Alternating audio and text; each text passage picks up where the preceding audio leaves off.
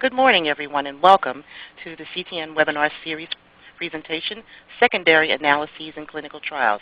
I'm Carol Ann Saunders of the CCC Training Office, and I'm going to turn it over to our speakers, Dr. George Bigelow, Dr. Dan Feaster, and Dr. Abigail Matthews, who will be presenting today and are going to give you a brief introduction. Dr. Bigelow? Yes, hi. I'm George Bigelow. I'm with the Mid-Atlantic Node at Johns Hopkins, where the PI is Maxine Stetzer. I'm the chair of the Publications Committee. I've been affiliated with the CTN since its inception. I forget how many years that is now. My own background is as a psychologist, behavioral psychologist, and behavioral pharmacologist. I've been doing clinical research in the substance abuse area for, let's say, a few decades, rather than being too specific. Hi, I'm Dan Feaster. I'm a statistician at the Florida Node Alliance. I've been involved in several CTN trials throughout the years. I joined the Clinical Trials Network in 2000, which was just shortly after it started. And I am Abigail Matthews. I am a statistician at the MS Corporation. We are the Data and Statistics Center currently for the Clinical Trials Network. I work on some protocols, including the TES, CTN, the CURB study, as well as the START follow-up study. Thank you.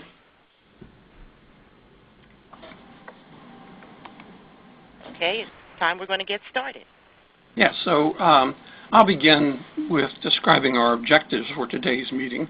As it shows on the slide, we want to review the statistical issues involved in analyzing and interpreting secondary analyses and demonstrate the burden that's incurred when multiple testing is done. We want to explain the importance of secondary outcome, secondary analysis identification during protocol development, and then discuss the reporting and interpretation of secondary analyses, including the perspective of the CTN Publications Committee. This next slide shows a general outline of how we'll proceed today with an introduction and explanation of the motivation for having this webinar. Then we'll have a presentation of the statistician's perspective on secondary analyses and discussion of the issue or problem, potential problem of multiplicity, as when multiple testing is done within a single study.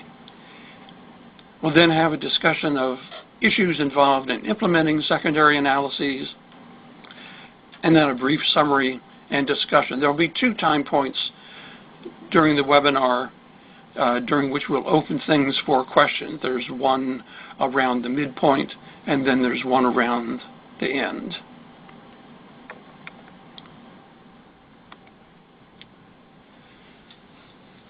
So I'll begin by providing the Publications Committee perspective on secondary analyses. We viewed secondary analyses as involving both substantial opportunities for learning more about substance abuse, as well as involving a need for substantial cautions in not overreaching our data in the process of doing multiple analyses. So on the opportunity side, it's important to recognize that the CTN and the Publications Committee really encourage multiple publications from the CTN trials. We really want to learn as much as possible about substance use disorders and their treatment as we can from these trials.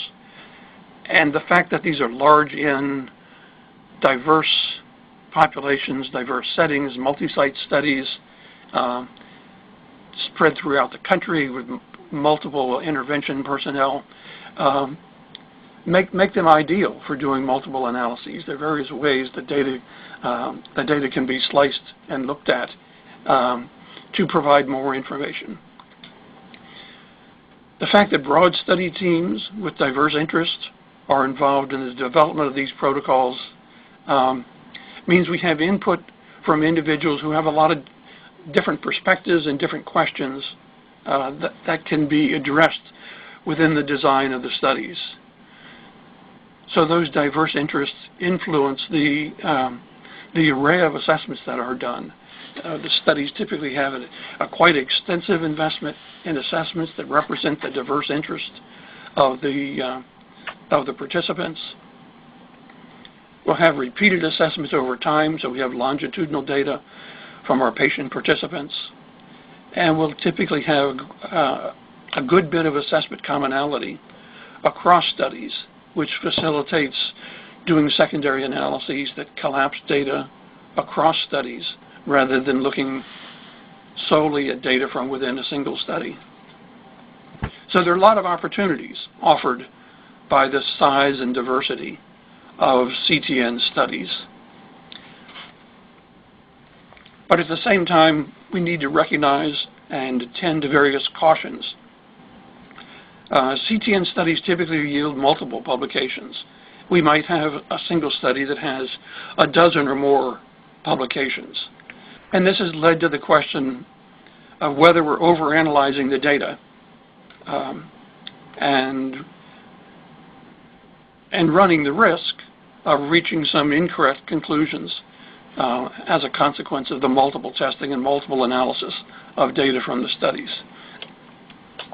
This concern has led to discussions within the Publications Committee and within the Executive Committee. And the consequences of the decision to have this webinar to bring in some statistical expertise to guide us in considering how we should approach the issue of secondary analyses, both in the planning and design of studies and after the fact once we have secondary analyses from studies that have been completed. So multiple testing incurs the risk of false conclusions. We're typically designing studies where we've projected a type 1 error probability, anything that meets that criterion of having a low type 1 error probability is considered statistically significant. But when you ask that question multiple times, it becomes more likely that you can reach a false conclusion. One of the values of thinking about these issues beforehand when planning a study is that proper planning can reduce the risk associated with multiple testing. Another caution that's essential in presentation of secondary analyses is to acknowledge the limitations. One of the common problems we see in the Publications Committee is that authors will not devote enough attention to acknowledging that the analysis is a secondary analysis and to acknowledging the limitations inherent in that.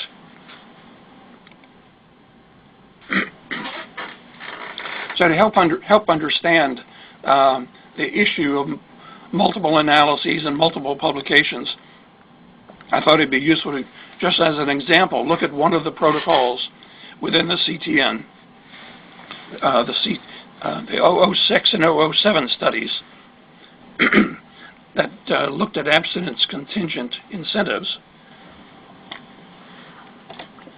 This was also called the MIDAR study. I think the acronym stands for Motivational Incentives Enhancing Drug Abuse Recovery. But these were two studies, one conducted in a methadone maintenance context, the other conducted in a psychosocial counseling context, that offered contingent incentives for individuals who provided drug-free urine samples. Actually, it was stimulant-free urine samples. So the primary outcome report from that study addressed the original question of the study, the primary question of the study, do contingent incentives reduce stimulant use? But that was only a portion of the productivity of these protocols. Publications also addressed a pretty broad array of secondary outcome measures. So these were basically using the same experimental design, looking at the two groups that were randomized to usual care versus contingent incentives, and asking the question of do contingent incentives on stimulant use affect HIV risk behavior? Do they affect gambling behavior? Do they affect cost or cost effectiveness? Do they affect methamphetamine use and staff attitudes?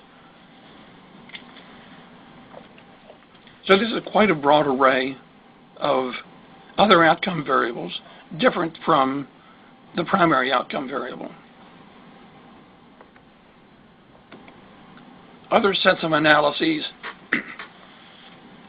ask the question, I think these are typically considered moderator variable analyses. They're looking at associations within the data and asking whether the effects of contingent incentives are related to other characteristics of subjects in the data. So are incentive effects related to demographic features such as gender, race, or ethnicity? Are they related to treatment history? That is, do individuals with or without prior treatment or greater or lesser prior treatment histories respond to contingent incentives differently? The same with respect to criminal justice involvement. Does that moderate the effect of contingent incentives? Does the urinalysis result at intake serve as a moderator or a predictor of response to contingent incentives? Does a history of gambling or of gambling disorders influence response? So these analyses are still relying upon the randomized study design, but they're looking at variables for their degree of association with the outcome. So these are not causal analyses in this case.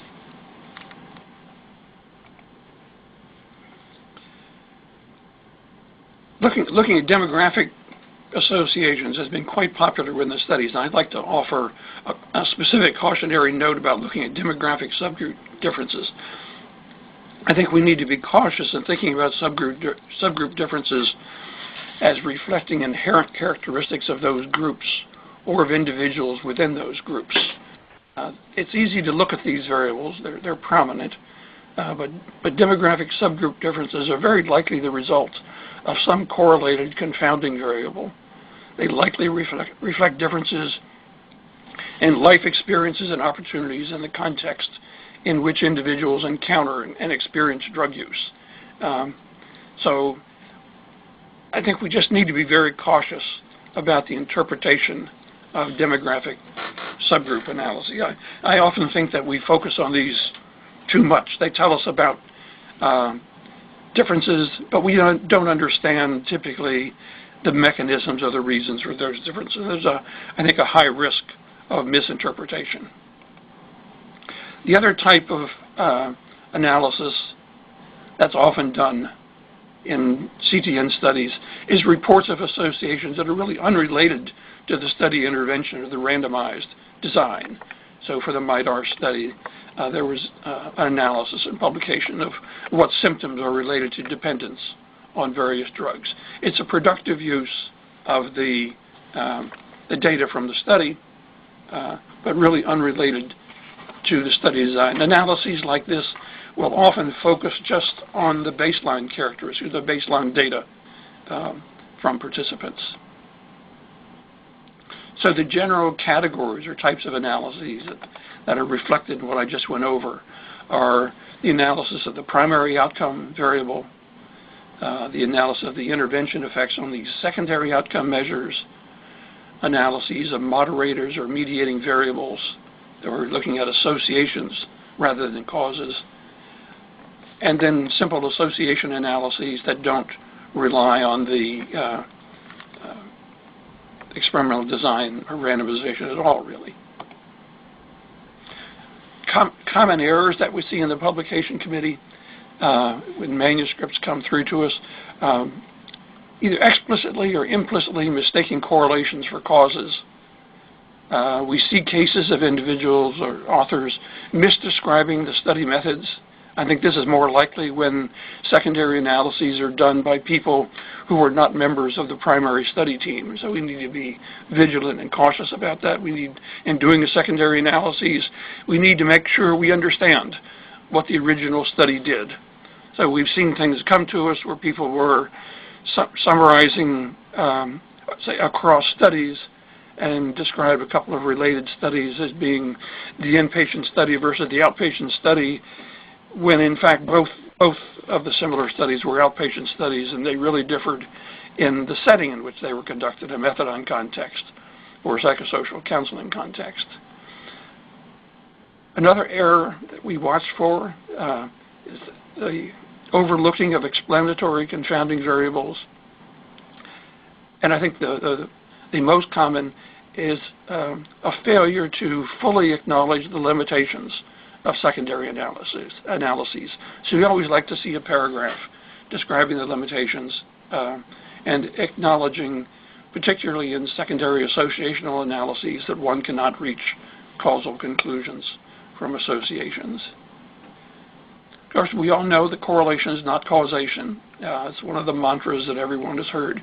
But nevertheless, we frequently see wording in presentations and manuscripts that implies causality when the data are really just based on associations.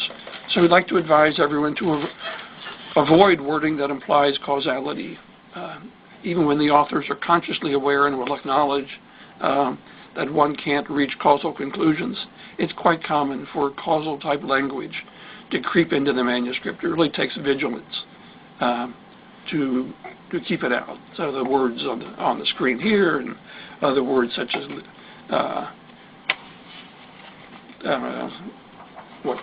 what leads to something or what causes something really need to be avoided. Authors need to describe the methods accurately. As I mentioned, it's important to understand, describe the original study. People actually make errors in this. It's important to explain the origins and the methods of the secondary analysis question. Importantly, the idea for what's being looked at in the secondary analysis should really precede looking through the data. The idea should come first. We really need to be aware of analyses that precede the idea. It can look like data dredging or fishing expeditions. And the presentations need to describe the types and number of analyses that are performed. Authors need to consider confounding factors. We saw one report that examined the relationship between study pay and proportion of subjects present at the final assessment. And they proposed the implausible conclusion that greater pay made it less likely for people to show up. What they failed to note was that the pay amount was related to the study duration and difficulty. So it was the studies that were long and difficult and demanding that had both the high pay and the poor retention. So better presence at the final assessment was related to the simple 2-day or 1-week studies for which it was quite easy to retain subjects. So overlooking confounding variables can be a big problem. So we need to proceed with caution in doing secondary analyses. Many of the factors that need to be considered in conducting and reporting secondary analyses are the same as those that are important for careful and thoughtful analysis and reporting of primary analyses. But secondary analyses can also involve some special statistical considerations, as will be discussed by the following speakers. And I think now we'll go to Abby, who will give us a statistical perspective. Thank you, George. So I will be talking about the kind of statistician's perspective, just introducing the issue, and then talking about multiplicity. And after that, Dan Feaster will get into a little more statistical detail. My slide. Okay. So when I'm talking and I say primary and secondary analyses, I just want to make sure that everyone understands what I'm talking about. The primary outcome I'm saying is the outcome variable that is what is used for the research hypothesis, and it is the variable that is used to power your study. And it's going to be what you use to evaluate your treatment effect. So this must be specified in the protocol, and the actual method of analyzing this primary outcome or the primary analysis must be specified a priori in the statistical analysis plan and preferably in the protocol as well, but that's not absolutely necessary. So secondary analyses are really anything other than that. You can analyze your primary outcome measure in different ways. That would be a secondary analysis, like sensitivity analyses, which we do a lot in addiction research with respect to missing data. The other thing, again, that George mentioned was the subgroup analyses. Those are secondary analyses. The other set of things I'm going to talk about is secondary outcomes. And these are really different outcome measures. So whether you're looking at your primary can be based on abstinence, your secondary outcome can be some measure of psychosocial functioning, for example. Why do we have to do these secondary analyses? And of course, we absolutely have to because we won't get promoted, we won't get grants, and we won't get tenure if we don't. We need the manuscripts. But really, there are statistical reasons too for wanting to do secondary analyses and why they are important. It may be that when you're planning your study, you identify your primary outcome measure. But after the study is done, it is possible that the data quality is not to the level that you would like. Or there may be problems with the assumed distribution of your outcome measure, and so that your primary analysis would actually not be ideal. So for these statistical reasons, you would also want to do secondary analyses. And you can pre-specify these as much as possible in your in your statistical analysis plan. So again, as I said, an additional statistical reason is that it is possible that when you were planning your study and you powered it, the assumptions that you used were actually not reflected in the data you ended up collecting, so that your primary outcome measure can be poorly powered. So you really don't want to just hang your hat on this one result and say that that's the entirety of your millions of dollars spent on this study. But again, with secondary analyses, you want to specify as much as possible beforehand. For secondary outcomes, again, of course, we have to do this in order for our career to survive. But in addiction, we always focus on abstinence. And I think most people recognize that that may not be enough. In fact, the CTN Teen Task Force recommendations that came out, I believe, in 2010, stated that at least one secondary outcome measure should be related to, quote, the functioning, satisfaction, or quality of life of the participant. So they want to see something beyond abstinence. So again, if there's something wrong with your outcome, your primary outcome measure, for whatever reason, again, you don't want to rely on that as the only result that you can report from your study. Sorry, I'm advancing incorrectly here. So this summer I was at CPDD, and I attended I thought was a pretty interesting presentation by Denise Han on the Women with Trauma study. And in her presentation, she was really going through the extensive secondary analyses that her team had implemented. So the presentation started with her presenting the primary outcome results, which was that the treatment, which was, I believe, called Securing Safety, or SS, I can't remember exactly what it stands for, that it did not reduce the trauma symptom severity, and it was not associated with abstinence. Okay, so negative study here, nothing significant of the primary outcomes. However, she found multiple secondary analyses results that were statistically significant. I've thrown in a few examples here. There are others I just highlighted, but what I found very interesting is at the end of the presentation, she put up this slide. So the first point she made was that, yes, they had a large enough sample size. They had about 350 women to examine nuanced clinical questions yielding promising avenues for future inquiry. And I think this is a key point that George was trying to make, is that these secondary analyses are really for identifying future research. They're not saying cause and effect. This is hypothesis generating. The second statement she made was cautions regarding overinterpretation of findings. And again, this is exactly what George was talking about, and I'm sure Dan will mention as well. But the idea is, yes, you can do these 6,000 secondary analyses and different outcome measures, but you have to be forthright and upfront about it and acknowledge the limitations, as Dr. Han did in her presentation. So, my words of warning when this does not go well. One way to kind of prevent criticism is to avoid doing post-hoc analyses. So things that you determine only after data lock as you're looking through the data. Oh, I want to look at this. Oh, I want to look at that. You really need to avoid that as much as possible. And regardless of whether it's pre-specified or not, you need to remember that these secondary analysis results cannot be used to assess the trial as a whole. It's positive or negative based on the primary outcome, and that is all.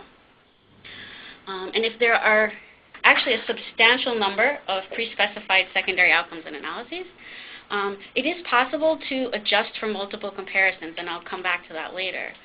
But as we will keep reiterating throughout this afternoon, the appropriate interpretation of these secondary analyses is key. And I will give you a little cautionary tale as to when this went wrong.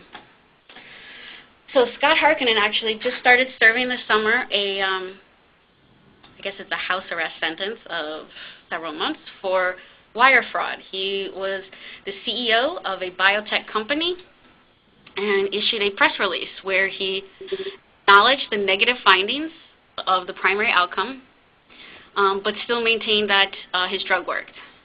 So, in the conviction, the actual statement says that he was accused of willfully overstating in a press release the evidence for benefit of a drug his company made.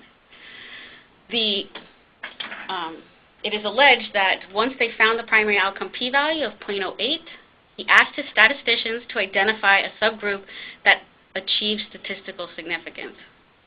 So I read this and I cringe as a statistician. But they did find this. They found that patients with mild to moderate disease severity, I apologize, I can't pronounce the name of the disease, the p-value was 0.004 in terms of prolonging survival. Nice tiny p-value, so they jumped on this. Now the press release actually acknowledged the negative finding from the primary outcome, but it still insisted that the drug worked in prolonging survival. So again, remember we said you have to base the positive negative result of your trial based on the primary outcome. So this is a no-no. However, this is an actual result. No one is saying that this p-value of 0.004 is based on fraudulent data or incorrect statistical methods. Nobody is saying that. And in fact, what the appeals court issued a statement when his appeal was denied that said, and I thought this is very interesting, is that statements are fraudulent if misleading or deceptive and need not be literally false. So obviously this case of Dr. Harkinen is very extreme. I don't think anyone is going to be arrested ever again, probably. It's been very controversial. But the idea is that even if your methods are sound and you have valid instruments, if you have to interpret things correctly and be forthright and honest. That is my point here. So I think one thing that is not obvious to some people, and I think a lot of us have heard of this, so I'm going to just go into it a little bit, is the main reason statisticians are concerned about secondary analyses is this issue of multiple testing called multiplicity. So normally in a trial we will preserve the type 1 error rate. So the type 1 error rate is the probability of getting a significant result given that in reality there is not one. So it's a false positive. We usually set that at 5% for the primary outcome. However, if you do, say, 40 statistical secondary analyses your type 1 error rate for the entire study, so for all of those analyses, is going to be higher than 5%. So I'm going to illustrate that in a second. But the idea is that if you do enough analyses, enough data dredging, you're going to find something significant that is not even there. That's just the nature of the beast, and that's why we statisticians care very much about this issue. So we are not saying, because of multiplicity, do not do secondary analyses, do not do secondary outcomes. They are incredibly vital. But what we are saying is that you must interpret cautiously, and you must present your results in a completely transparent manner. So just as a tiny example, I generated 10 variables independently from a normal distribution with means 0 and 1 for 300 participants, kind of a standard size for our trials. And I computed the Spearman correlation coefficient for each possible pair of those 10 variables. And I apologize, there's a ridiculous typo here. I then tested for each of those correlation coefficients that it's not equal to 0. I apologize, it says 1. And then I can estimate the type 1 error as the number of tests that were statistically significant divided by the number of tests. And I can estimate the type 1 error because this is generated under the assumption that they were independent. So here are the results.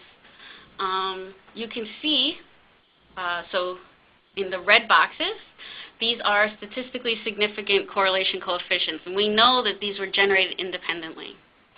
So out of our 45 tests, I have 6 that are statistically significant. And 2 of them have very appealing p-values, 0.005 and 0.006. So it's so tempting to say we really have something here, but we don't. And when we estimate the type 1 error rate, we actually get 13.3%, not 5. So it's much higher than we think. So what are the implications of multiple testing? One is you want to avoid post hoc analyses because that will only further compound the multiple testing burden because you're doing so many more tests. And you want to pre-specify, pre-specify, pre-specify. Again, that's another point to be reiterated. And always interpret your secondary results, keeping in mind that you are going to have essentially an inflated type 1 error rate. So there are some recommendations which I'll go for reporting and analysis.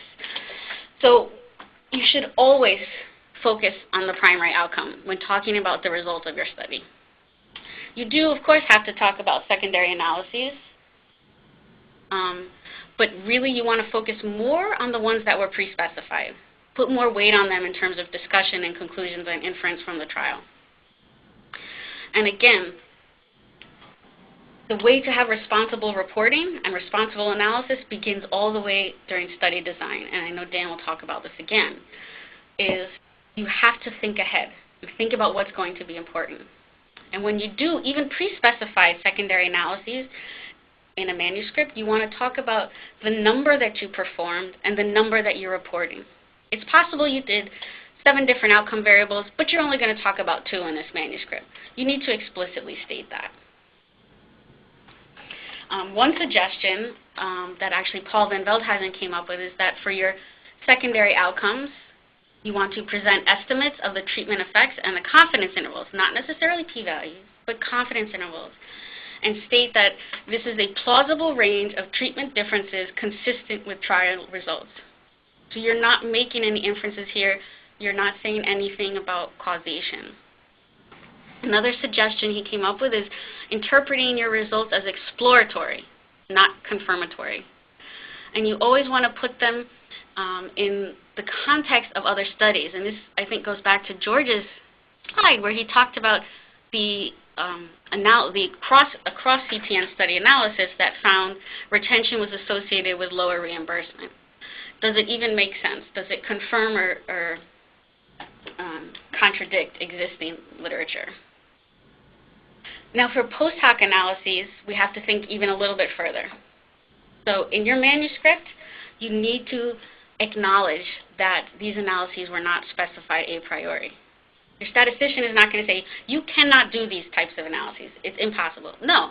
As I said, sometimes they are important, and sometimes they are incredibly valuable. But you have to be forthright. And I think you also need to state why they are important and why they are relevant to the research question. As with any secondary analyses, you want to report how many you performed and how many are actually included in this manuscript. So again, it's the same with a pre-specified secondary analyses. You want to view the results and interpret them as descriptive, not making any inference or policy decisions or anything. These analyses can be hypothesis generating, so you can use them to apply for your next R01 and work on a new trial, but you cannot say that a drug works or doesn't work based solely on secondary analyses and outcomes. And here I've just included a few sentences about how you can interpret your results if the primary outcome and the secondary outcome disagree. I won't really go through them, but they're just some examples. I think at this point we would like to open up some questions for me and George. Operator, can we do that, please? Certainly. Ladies and gentlemen, if you'd like to register a question via the phone, press the 1 followed by the 4 on your telephone keypad. Again, if you'd like to register a question, press the 1 followed by the 4 on your telephone keypad. One moment, please, for the first question.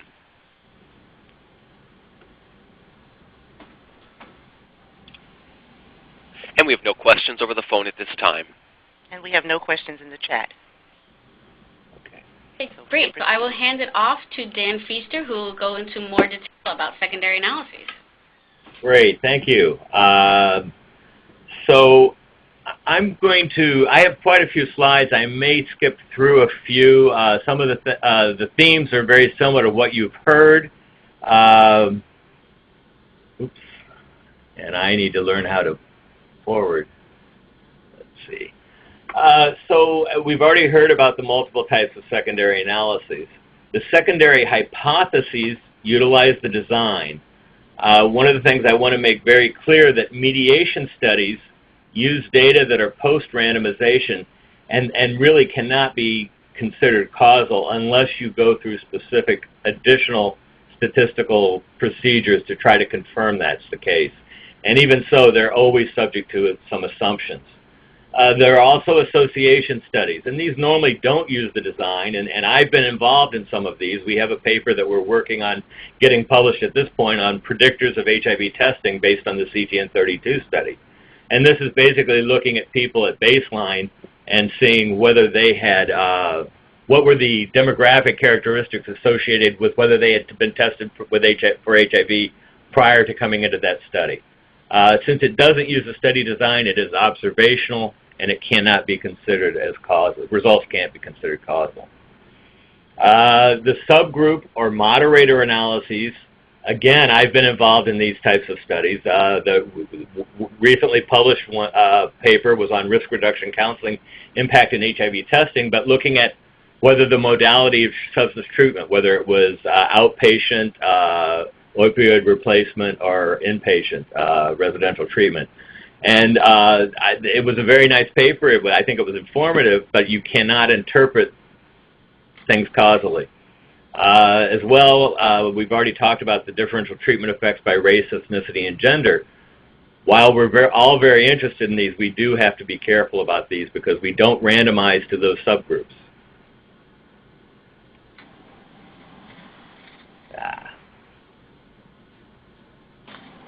Okay, so what I'm going to try to focus on what considerations we need to take into account when we're designing a trial. Why should we consider these secondary analysis when we're designing a trial? And one of the important reasons is if we're going to look at secondary analysis, we need to think about what measures we need to have to do them adequately. So we really need to incorporate that information as we're planning the trial. There also may be sample size considerations. We frequently don't power for secondary analysis, but those need to be taken into consideration if you believe one is going to be important. Now, for secondary analysis that do not use the design, as I've mentioned, the causal interpretation is difficult. There are statistical models that can help you do this, but they are subject to assumptions, and generally most of them assume that you have measured all of the important confounders, that there are no unmeasured confounders, which means that if you want to make any type of causal statements based on your secondary analysis, is that you really need to think about what the potential confounders are and include them in your trial design. Secondary outcomes, they're certainly the simplest type of secondary analysis. There are other outcomes in which we feel the intervention will have an impact. In most cases, your analysis strategy is very similar to the primary outcome analysis. But as Abby mentioned, there's a need to consider the multiple testing issue. And if you enumerate and measure 20 secondary outcomes, the type 1 error for those 20 analyses is 0.64. So it's nowhere near the 0.05 that we normally choose. So each secondary outcome a final point I would make there is just because your secondary outcome is in a different paper than the other secondary outcome you're looking at doesn't change the fact that you may have made the mistake.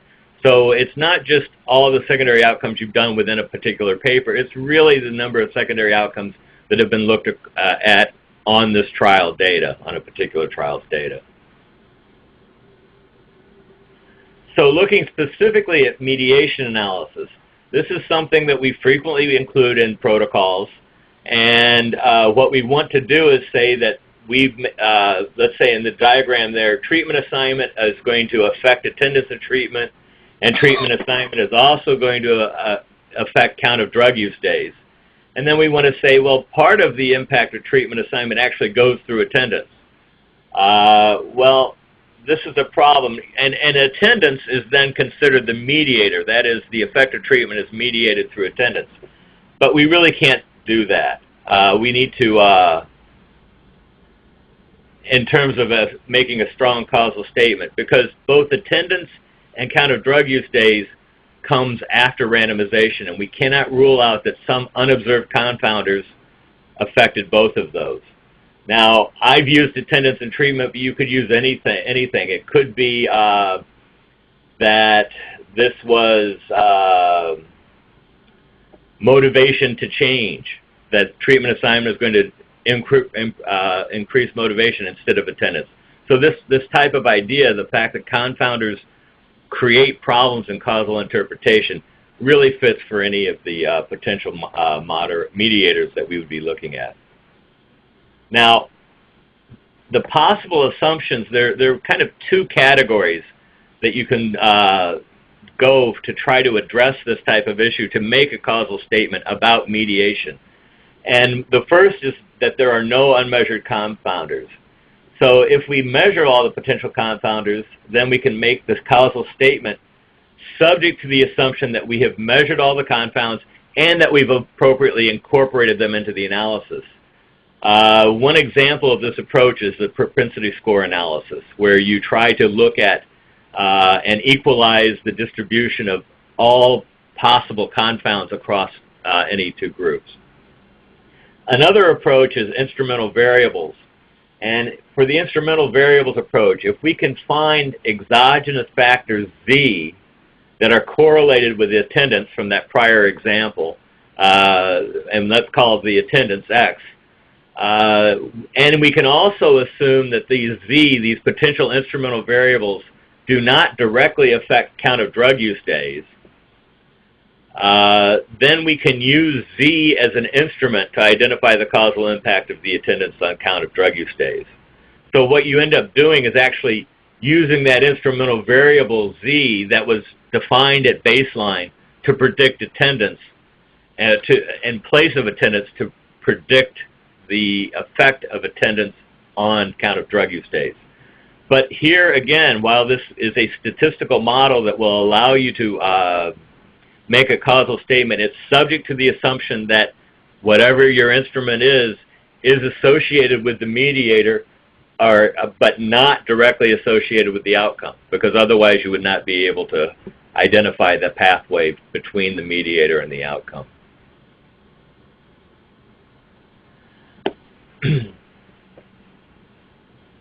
Like for association studies, we're looking at the impacts of variables which the experimenter did not control, cannot make the causal claims, again, unless you do some extensive confounder analysis,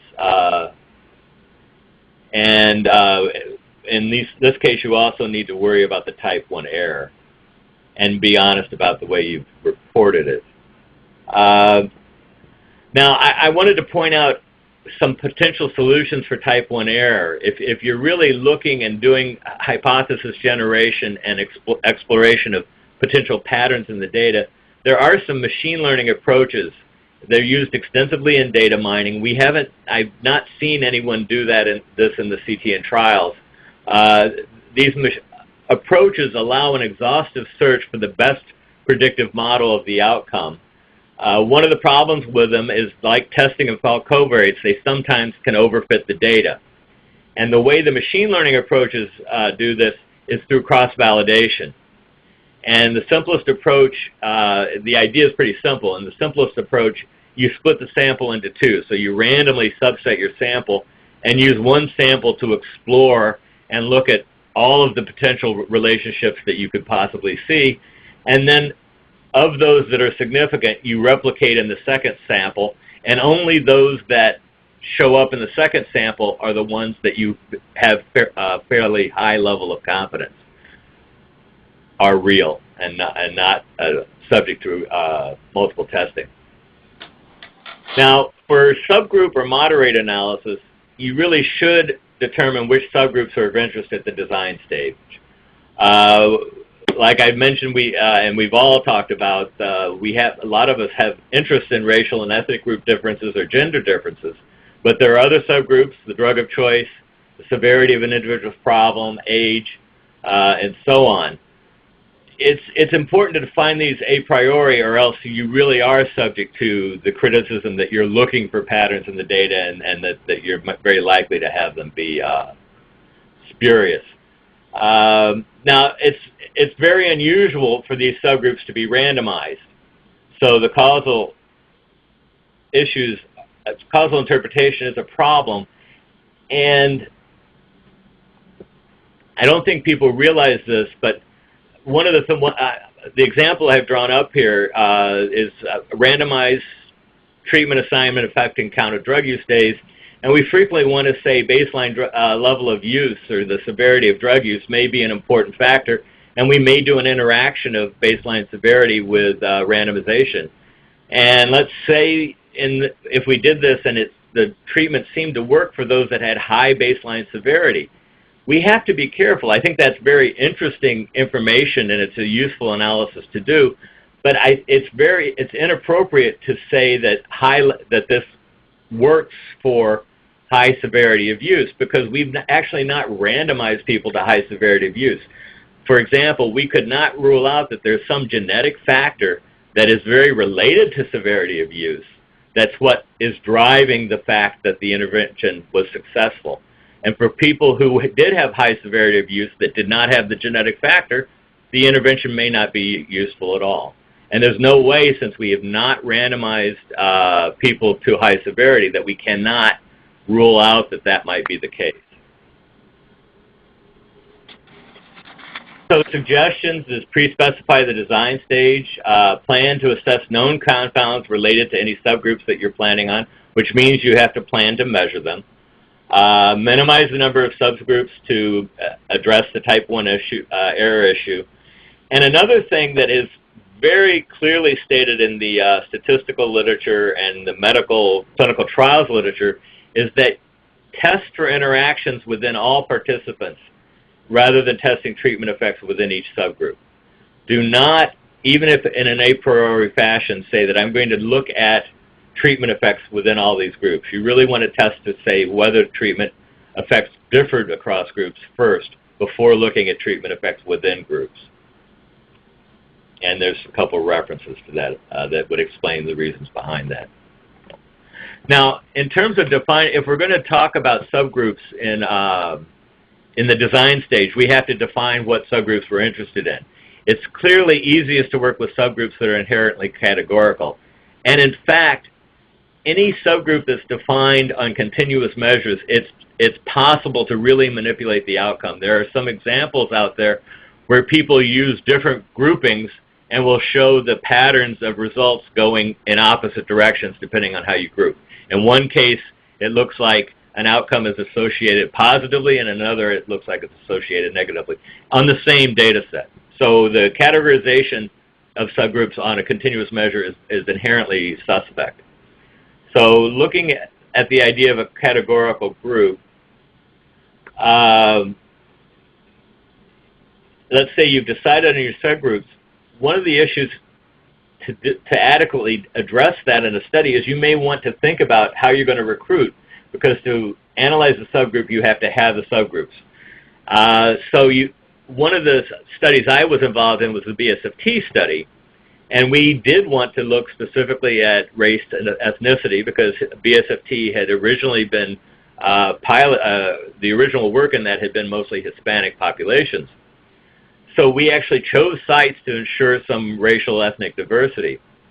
One of the problems, though, is that if you have sites that are predominantly a single minority, that you have an overlap and a potential confound between your minority status. And in BSFT, in fact, we had a site in Puerto Rico, and it was 100% Hispanic. So in that case, you cannot separately identify the impact of minority status and site. Now, when you're addressing subgroups, and now let's say we think this subgroup is important, you need to think about what the subgroup, the importance of the subgroup means for your overall trial. So if it's associated with the outcome measure, I would say, and it's strongly associated with the outcome measure, you should consider stratifying your randomization by that particular subgroup status to ensure balance across conditions. The other thing you need to think about, you have to decide whether you should incorporate the subgroup into the primary hypothesis testing. And if you do decide you need to incorporate it, then how do you incorporate it? A fully stratified primary analysis is like running duplicate trials in each subgroup, and it would require a large overall sample. So I'm just going to look at a couple of ways that it might be involved and what are the implications for your trial design. We'll look at 4 possibilities that just the initial levels of say, drug use differ by subgroup. The initial levels and rates of change differ. The initial levels and rates of change differ, but we also have, say, a failure of randomization within at least one subgroup. And then finally, the most complicated situation would be where the initial levels and rates of change in, say, substance use differ by subgroup. And in that case, you would need a subgroup by treatment interaction. So the 2 plots show basically that the intervention is causing the same proportional reduction in drug use across subgroups, but the subgroups start at different levels. And this is really including a 1 degree of freedom control for the subgroup membership. It reduces the residual variance. So in fact, that aspect, including that 1 degree of freedom control for the subgroup membership, or if it's a 2-group subgroup variable, actually increases your statistical power. And there's little cost to include it in the planned analysis because of complexity. You're really only adding a separate control variable.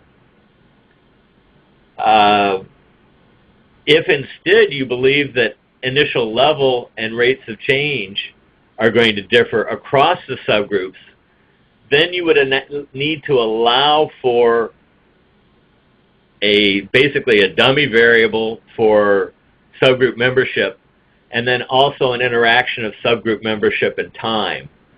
But in the pictures drawn on the slide you're looking at right now, the impact of intervention is the same across the 2 conditions, but the slope and rates of change within the subgroups differ. Again, there's not a lot of cost to complexity. You still have 1 test of your treatment effect, and you only have 2 degrees of freedom in terms of that you've added to your model. Now, and as well, it should increase power if those trends are evident in the data. I'm actually going to skip over this to move us along and move to the next one. The final one is where you have, basically you think things are going to be different on all dimensions across the 2 subgroups. So you think you have a subgroup by treatment interaction. Now, in that case, you would need separate intercepts for where people start. You would need separate slopes for each of the groups. it's a costly model in the sense of statistical power and sample size, and you waste a fair number of degrees of freedom if you've guessed wrong. You've basically put together a perfectly stratified model, and this becomes problematic in interpretation. It's one that we tend to try to avoid. One of the subgroups that I'm particularly interested in is site differences. And while we put this into the models, we don't want there to be site by treatment interactions, because that brings up the question, what do you do if you have it, and how do you combine things across? So what should you do for your statistical analysis? I think if you really think subgroups are important, including mean differences by subgroup in your primary analysis is probably called for. As far as different trajectories by subgroup, I would only include that if there is established evidence in the literature that the subgroups differ in their rates of change, say, in drug abuse treatment. Okay. Now, if you have different intervention effects, this really is a full stratification by your subgroup. It tends to call for a rather large trial. And in fact, testing for the interaction does not solve the problem. You must plan for the possibility that the interaction is significant, and then you would want to power to show an effect within the subgroup. And that's actually how some of the earlier trials, I believe, the MIDAR study and the MET and MI study were done that way. So, if subgroups are not the main emphasis of your trial, it's very difficult to power for subgroups. And I just wanted to show power implications for like a simple outcome. Looking at a continuous variable, if you want to show a difference of 0.3 between two groups, you're going to need about 175 per condition. And if you have subgroups, so that would be per subgroup if you had multiple subgroups. Now, if you wanted to move and do a longitudinal, there's some software that Don Hedeker has, which I use frequently, and there's a link, there's a mention of the website. You can download the software if you're interested. In the longitudinal case, if you have a 0.3 effect size, that is about a third of a standard deviation difference between condition, and you have a linear growth curve, you're going to need about the same, 175 per condition. If you have a quadratic, you're going to need more. So that's this is to have power within a group. So if you have multiple groups and you were trying to do a fully stratified analysis and wanted to power within group, instead of having a trial of 400, you would need a trial of 800. And that's overstating it, that to actually do the power, you would need to do a simulation. But the problem is, even if you shrunk the power and you wanted to try to say anything, if you had a significant subgroup by treatment interaction, you would want to have power within your subgroups. So the 4 times per group N is probably appropriate for a 2 subgroup variable that you would be looking at. Okay, so problems with subgroups is disentangling subgroup effects from side effects, interpretation of subgroup findings, are measurement instruments equally valid and reliable across subgroups? If you need to establish that your measures are the same across subgroups, you need fairly large subgroups to be able to do that.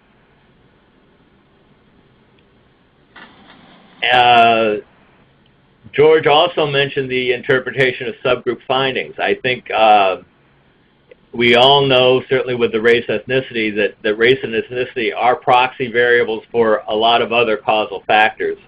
So what person-specific variables do we need to understand for the subgroup differences?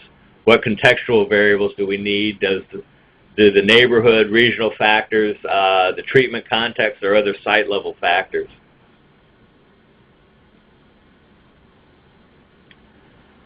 So Analysis that use again, as a summary, analysis that use treatment assignment as the only predictor, as the main predictor. These are secondary analysis, secondary hypotheses of the impact of the intervention. Do have a strong causal interpretation. They are useful to characterize the full impact of an intervention. And as we know, substance treatment has multiple targets and multiple outcomes that are important. But too many of these secondary outcomes may cause a type 1 error unless a multiple testing procedure is followed. And we need to be clear about the number of secondary outcomes considered. All other secondary analysis, whether it be mediation, associational, or subgroup, cannot be interpreted as causal without strong assumptions. You need to assess for confounding variables, which means you need to think about that when you're planning your trial to be sure you have the confounding variables measured. Be careful not to overinterpret them. Even if you have measured extensive potential confounding variables, you cannot rule out that there was some unobserved confounding factor. And these are also very susceptible to type 1 error issues and mistakes because of multiple testing. So I would leave with 3 suggestions. All the manuscripts that you do on a protocol should have an analysis plan pre-specified. So even if a secondary analysis was not specified in your SAP, before you start looking at the data because you're interested in something, sit down and draw up a pre-specified plan of how you're going to approach for that secondary analysis paper. Any findings from the exploratory analysis need to be clearly designated in the manuscript. And another idea that, as we were preparing this webinar, we decided would be useful to consider, and that is to cite the CTN dissemination library for the particular trial that you are, or trials that you're including in your secondary analysis, for the readers to have some references to the other different outcomes that have been published on the same data. And at this point, I'll turn it back to George for wrapping it up.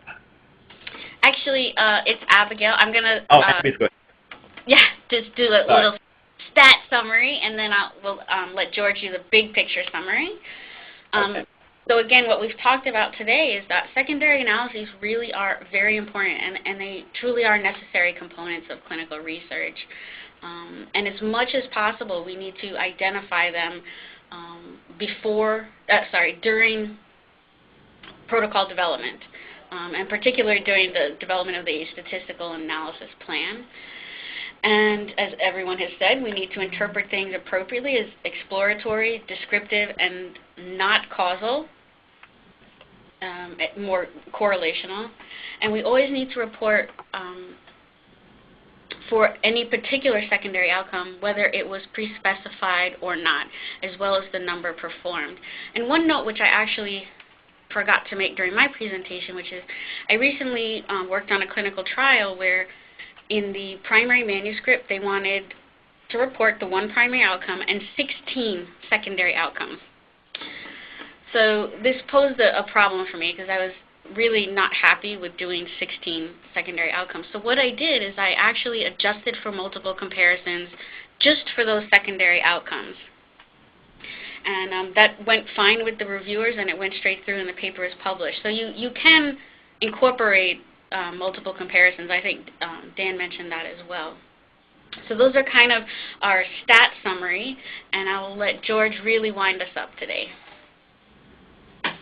From the perspective of the Publications Committee, I want to remind everyone that despite the need that we've emphasized throughout the presentation to be very cautious about secondary analysis, the Publications Committee and the CTN leadership really encourages multiple analyses and multiple publications. We see these trials as providing unique opportunities for learning as much as possible about substance use disorders and their treatment. So we don't want to underutilize the data, but we do want to be cautious as we proceed with multiple analyses. It's critical that the methods be described clearly and accurately, and that refers both to describing the methods of the parent study as well as the hypothesis generation and analytical methods of the secondary analysis. It's essential that reports of secondary analyses acknowledge the limitations of the approach, and authors need in particular to be aware of excessive testing, what might be considered data dredging or going on a fishing expedition. We need to be aware of misinterpreting, either explicitly or implicitly, correlations as causes. And we need to be aware of and vigilant for possible confounding variables that might be explanatory in ways that would change our interpretation if we recognize that confound. So I think that's the end of our planned presentations. We were to go to questions once again and encourage people to quiz us a little bit. Ladies and gentlemen, as a reminder, to register a question, please press the 1 followed by the 4 on your telephone. That's the 1 followed by the 4 on your telephone. One moment, please, for the first question.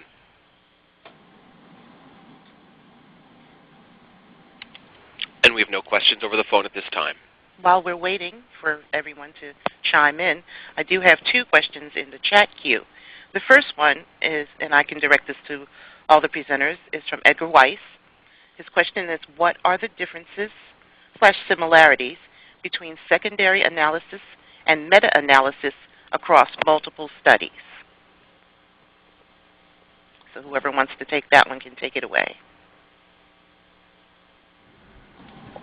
Dan, do you want to take that? Yeah, okay. The meta-analysis is normally looking at a single outcome across multiple trials. So in fact, it's a way of combining really independent measurements or independent pieces of data from multiple trials. Whereas the secondary analysis is looking at different outcomes or different analyses within the same set of data. So the meta-analysis doesn't have the same multiple testing issue. It's really more a way of aggregating independent pieces of data because those trials are independent. Now, having said that, you do have to worry about meta-analyses. I mean, there's some question, and people have talked about how should a meta-analysis incorporate prior meta-analyses, and that's a little difficult. Obviously, you would not want to include the basic trials and also include a meta-analysis that had those basic trials, because in that case, you'd be double counting information. I don't know. Abby, do you have anything? Can you think of anything else as far as that? I did have a thought, but it has left my mind while I was listening to you. Okay. Of course. But, you know, meta-analyses, if they do not take advantage of the design of the individual trials, for example, if you're looking at some post-randomization measure across studies, you will get yourself into trouble, just as you would with secondary analyses, because you've lost the balance for confounders. So, sure, that's a good point. So, and sometimes people will do that by trying to aggregate. They'll say, does this intervention work for women, or does it work for by race? And again, you would not have randomized by that as well. Right. So some of the caveats with secondary analyses do apply to meta-analyses, but definitely not all of them. Okay, thank you. My second question in the queue is from Matthew Worley.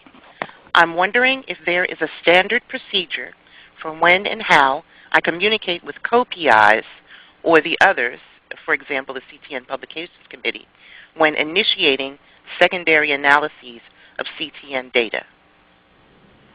Huh. I don't know that there is a standard protocol. I know when I've been involved in a protocol team, the protocol team normally has a meeting where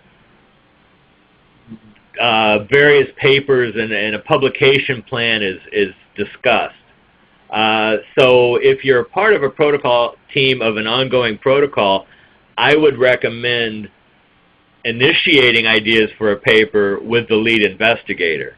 Now, after a trial has closed, I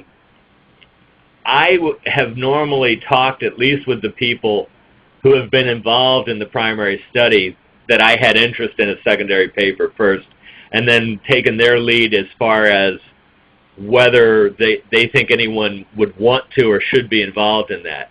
And that is a way, as George said, sometimes secondary papers or secondary analysis will make mistakes about a protocol. So including someone from a protocol team, even if it's from one of the much older studies, could be of value to you in terms of putting together a secondary analysis on CTN data.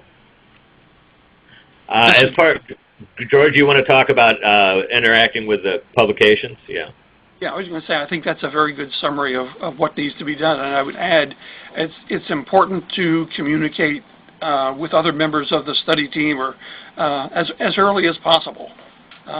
Get input from the participants in the original study. If you have, as you almost surely will for secondary analyses in these big multi-site studies, if you have co-authors, get them involved in discussing the issue, the approach, and the write-up.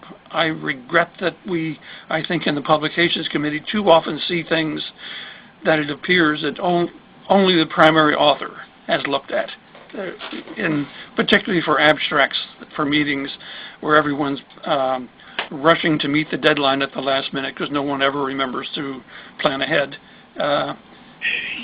You'll see things that are put together by a single individual and simply are not adequately proofread. So everyone who's an author should take responsibility for what's in the paper. The primary author should really take the initiative in nudging the other participants to actively read and comment on things.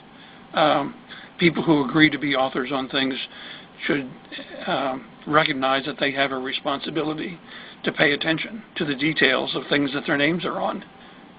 With respect to communicating with the Publications Committee, generally we don't see things until there's a proposed final document. So we don't have any mechanism for consultation or participation prior to an abstract or a manuscript being available. We'd be happy to be consulted if there are questions we could address, but there's no standard requirement. As a follow-up to that, I was just wondering, for example, if you download publicly available CTN data from the data share, what are the rules? Do you have to get permission from the lead investigators prior to doing that, or can you download and once you have your abstract or manuscript sent to the PC? George, do you know what the policies are for that? Yeah, that's a very interesting case. So once the data are on the publicly available data share access site, individuals who are completely outside the CTN can access those data, write things up, and proceed completely independently with no involvement of any CTN personnel and no involvement of the Publications Committee. The policy adopted within the CTN is that if data are analyzed from the public data share site by people who are within the CTN, they should still send things to the Publication Committee for review. And the opinion is that anything coming from CTN investigators using CTN data is going to appear to the public to be a CTN message or a CTN analysis and statement, even if it uses the public data set. So for those of us who are insiders, the rules are a little different than for people who are outsiders. For outsiders who access the publicly available data, remain outsiders and can do whatever they want. But those of us who are insiders have an obligation to have some internal review, because we will appear to be speaking for everyone within the CTN.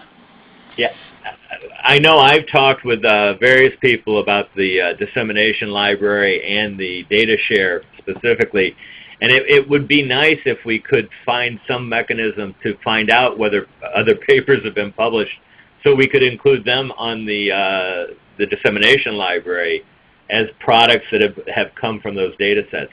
I know there are some issues with that, but that would also help people understand how far this data has gone and been used.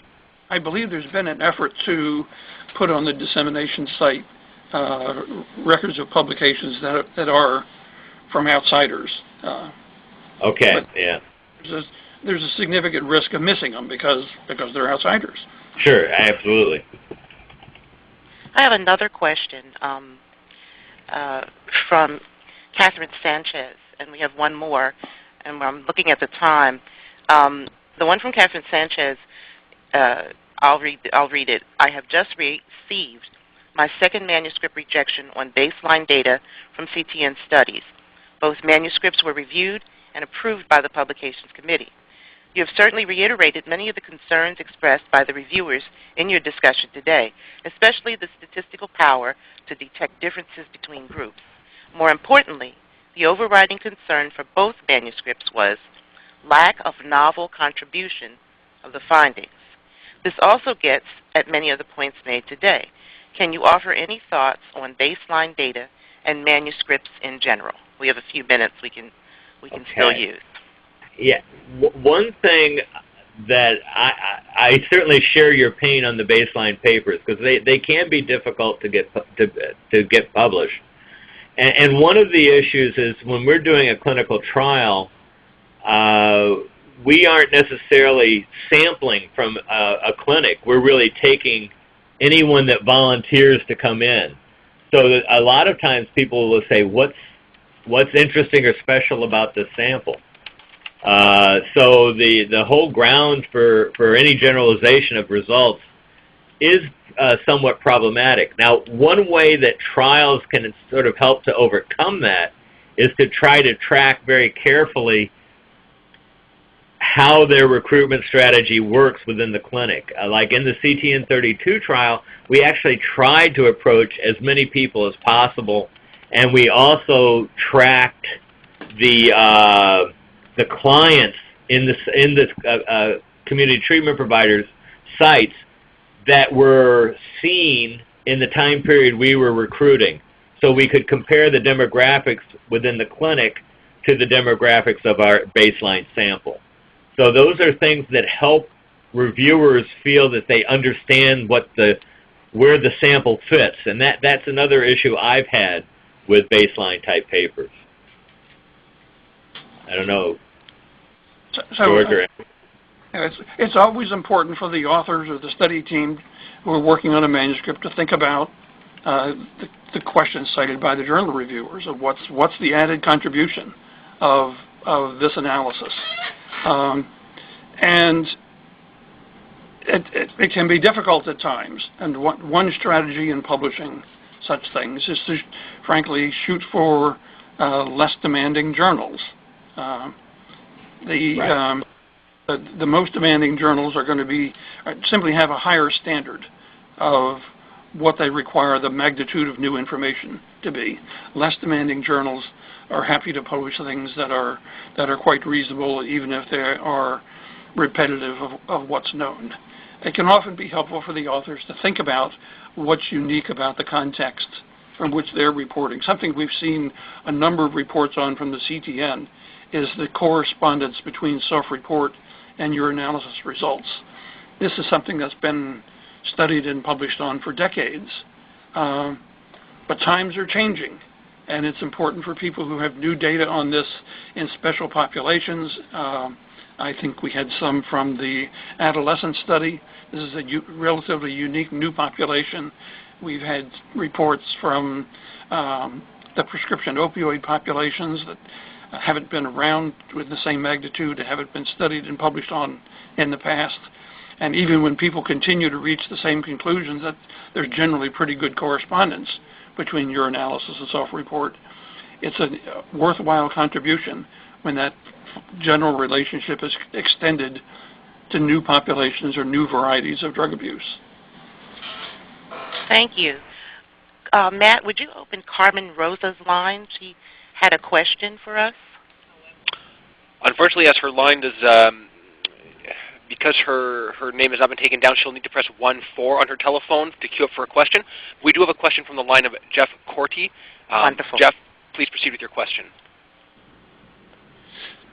Hi, can you hear me? Yes, we can. Yes. Good. Sorry, I'd be curious to hear your thoughts about something that I have thought about and have done some work on, the idea of combining different protocols together. So, for example, we have one paper that we published with Carmen Rosa and others on retention, looking at predictors of retention. Something that's more problematic is probably the idea of looking at predictors of outcome success across different trials. So you could look at counseling trials versus other types of trials, look at subgroup analysis. I'd be curious to hear what you think about trying to combine studies and have some sort of common measure of outcome success across different sorts of protocols. Would that ever be justifiable or helpful? I certainly think it's justifiable and helpful. I think to look at certain things, we almost have to combine across trials to get enough variability. In terms of the multiplicity issue and the reuse of the data, I tend to worry a little bit less about it, that in that situation, because normally when you're doing something like that, you're looking at something that really couldn't be looked at in a single trial. So you're looking at something new. I don't know. I think it's very useful. I haven't really thought about how it maps in with the whole idea of multiple uses of the data. I think you'd need to be cautious about confounding variables that might represent major differences between the studies and the context and the populations. So it could be challenging, but it could be worthwhile to do those analyses. There's no a priori reason to say, no, don't do it. Do it and see what it looks like.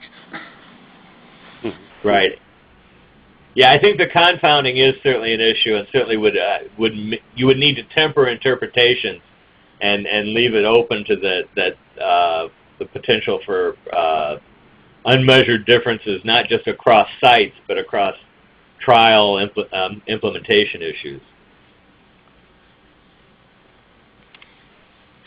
Matt, are there any more questions? Our next question comes from the line of Beverlyn Reeves. Please proceed with your question. Yes, hi. You pretty much kind of addressed the differences in seeing in your analysis when you're looking at subgroups, because I was concerned that in terms of looking at are you looking at data that comes in from each site, and each site may have a specific population that's dealt with, and then, you know, not to interpret that it's something different in that population, but it may be a side effect, or when you look across all the sites, that population may still cluster into a certain, group on the bigger analysis. I guess I'm wondering, how do you, in interpreting the data, how do you make that difference, that it is actually a subgroup effect versus a site effect? And in reporting that, would you consider that would be another study, I guess, to say? Yeah, the whole idea, I think you're absolutely right. A lot of our subgroups tend to overlap with sites, because a lot of our sites have certain subpopulations that they may serve more than others. And that was certainly a problem that we ran into in BSFT, because we had certain sites that had much higher black percentage, other sites that were all Hispanic. Okay. And I'm very concerned about that. There are some decomposition methods that I'm actually looking at now that tries to say, is it site or is it the other thing, to see which is which. But it's not an easy thing. It's something you need to be careful in interpretation. Okay. Okay. Great. Thank you. And Matt, we have no further questions. We have no further questions? No further questions at this time. Okay, great. Wonderful. Well, I'm going to close now because we're getting to the end time. I'd like to thank our presenters for very interesting 90 minutes, and I'm sure if any of you have any further questions, we're all available for you to send your questions to us at ctntraining@ms.com or our presenters, and we really like to thank them for their work. Do you guys have anything else you need to tell our audience before I do the closing reminders and things? No, just thank you all. Great, great. Thanks for tuning in. Yes, and thank you for the excellent discussion points. Wonderful. All right. So I just want to let everyone know, again, thanks again for being here. Thanks to all our presenters again. We will send out a brief survey after the webinar is over, and we hope you will all answer it for us and give us your opinions. This is our way of finding out what worked, what didn't work, and what we can do more of. This is our last webinar for this 2013 season. I think we closed out with a bang, and we'll see you all in 2014. Thank you very much.